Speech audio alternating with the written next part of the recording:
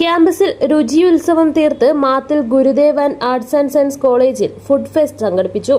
Travel and tourism വിഭാഗം, tourism club, 3-ാം വർഷ ബിരുദ വിദ്യാർത്ഥികൾ എന്നിവരുടെ സംയുക്ത ആഭിമുഖ്യത്തിലാണ് പരിപാടി നടന്നത്. College principal doctor father Samuel Puthuppady fest ഉദ്ഘാടനം ചെയ്തു. ഉദ്ഘാടനത്തിന് പിന്നാലെ പ്രിൻസിപ്പൽ നേരിട്ട് ഭക്ഷണം പാകം ചെയ്തത് വിദ്യാർത്ഥികൾക്കും അധ്യാപകർക്കും വേറിട്ടൊരനുഭവമായി. ചടങ്ങിൽ വൈസ് പ്രിൻസിപ്പൽ വിനോദ് കുമാർ ആശംസകൾ നേർന്നു. വിവിധ സ്റ്റാളുകളിലായി വൈവിധ്യമാർന്ന വിഭവങ്ങളാണ് വിദ്യാർത്ഥികൾ ഒരുക്കിയിരുന്നത്. കോളേജിലെ മുഴുവൻ വിദ്യാർത്ഥികളും അധ്യാപകരും മേളയിൽ പങ്കുചേർന്നു.